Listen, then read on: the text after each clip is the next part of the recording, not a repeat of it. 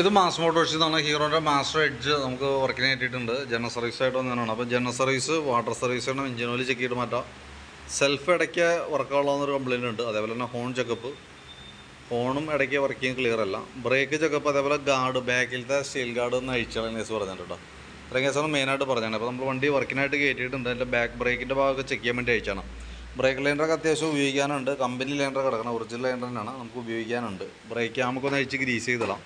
അതേപോലെ തന്നെ back wheel പിടിപ്പിക്കുന്നത് ഈ ഒരു ഷാഫ്റ്റും വേണം. അതിൻ്റെ ബെയറിങ്ങിൻ്റെ പ്ലേ ഒക്കെ നമ്മൾ ചെക്ക് ചെയ്തായിരുന്നു. നിലവിൽ കംപ്ലയിൻ്റ് ഒന്നുമില്ല.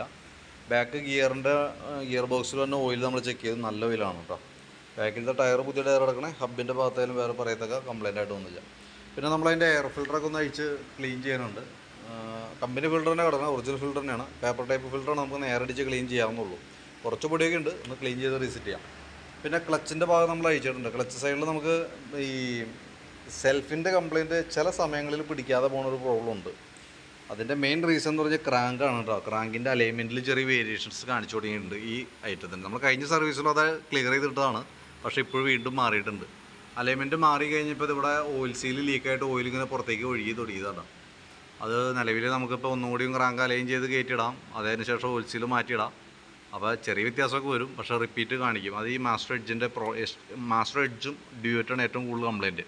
പിന്നെ ഇപ്പോഴത്തെ ലേറ്റസ്റ്റ് മോഡൽ വരുമ്പോഴത്തേക്കും ഡെസ്റ്റിനിക്കും കംപ്ലയിൻറ്റ് കാണിക്കുന്നുണ്ട്. അപ്പോൾ ഇതിൻ്റെ പ്രോബ്ലം എന്ന് വെച്ചാൽ നമ്മളിപ്പോൾ എങ്ങനെ ക്ലിയർ ചെയ്തിട്ടാലും കുറേ കഴിയുമ്പോൾ വീണ്ടും അതേപോലെ തന്നെ വ്യത്യാസം വരും. ചില സമയങ്ങളിൽ സെൽഫൊക്കെ അടിക്കുമ്പോൾ ഒരു സൗണ്ട് വേരിയേഷൻസിനോട് കൂടിയിട്ടാണ് വണ്ടി സ്റ്റാർട്ടാവുക. അത് തൽക്കാലം റെഡി ആവും, പക്ഷേ റിപ്പീറ്റ് വരും. ഒരു ശാശ്വത പരിഹാരം എന്ന് പറഞ്ഞു കഴിഞ്ഞാൽ ഫുള്ളായിട്ട് അഴിച്ച് ക്രാങ്ക് അലൈൻമെൻറ്റ് ക്ലിയറായിട്ട് മാറാത്ത രീതി ഒന്നുമല്ല ക്രാങ്ക് മാറ്റിക്കളി അങ്ങനെ എന്തെങ്കിലുമൊക്കെ ചെയ്യേണ്ടി വരും. എക്സ്പെൻസ് വന്ന വർക്കാണ്. തൽക്കാലം അങ്ങനെ പോട്ടെ. ഞാൻ ഒന്നുകൂടി ഒന്ന് അലൈൻ ചെയ്തിടാം, പരമാവധി ഉപയോഗിക്കാം.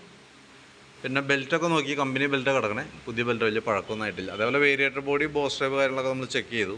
വേരിയേറ്റർ ബോഡിയൊക്കെ പുതിയതാണ്, കുഴപ്പമൊന്നുമില്ല. ക്ലച്ച് യൂണിറ്റൊക്കെ എല്ലാം അഴിച്ച് ഗ്രീസ് ചെയ്തിട്ടാൽ മതി. അപ്പോൾ ക്ലച്ചിനകത്ത് നമുക്ക് ആ ഓയിൽസീൽ മാറ്റാം, ക്രാങ്ക് അലൈൻമെൻറ്റ് ചെയ്ത് റീസെറ്റ് ആക്കാം കേട്ടോ. പിന്നെ അതേപോലെ നമുക്ക് ഈ സൈഡിൽ കയറുമ്പോൾ എഞ്ചിൻ ഹെഡിൻ്റെ ഭാഗത്തൊക്കെ നോക്കി പറയത്തൊക്കെ ലീക്കേജ് കാര്യങ്ങളൊന്നുമില്ല. ആക്സിലേറ്റർ കേബിൾ, ചോക്ക് കേബിളൊക്കെ ചെക്ക് ചെയ്ത് വേറെ കംപ്ലയിൻ്റ് ഒന്നുമില്ല. പിന്നെ ഫ്രണ്ടിലേക്ക് വരുമ്പോൾ ബ്രേക്കിൻ്റെ ഒരു കേബിൾ ലോഡായി തുടങ്ങിയിട്ടുണ്ട് കേട്ടോ. അപ്പോൾ ഈ സർവീസ് കൂടി ഇങ്ങനെ പോട്ടെ, നമുക്ക് അടുത്ത സർവീസിൽ അതൊന്ന് അഴിച്ച് മാറ്റേണ്ടി വരും. ഈ ബാക്കിൽ അടിയിൽ തന്നെ കൊമ്പ് ബ്രേക്കിൻ്റെ കേബിൾ കേട്ടോ. വലിച്ചതാണ് ഇതുണ്ട്. ഇത് ഇവിടെ നിന്ന് ഈ മുകളിലത്തെ ഇത്രയും ലെങ്ത് ഉണ്ട്, അടിയിലേക്ക് വരുമ്പോൾ ഇത്രയും വരെ നിർത്തുന്നുള്ളൂ. കാരണം അത് ഔട്ടർ വലിച്ചിൽ വരുമ്പോൾ ഇന്നർ വലിഞ്ഞേക്കുന്നതാണ് കേട്ടോ. പരമാവധി ഉപയോഗിക്കുക.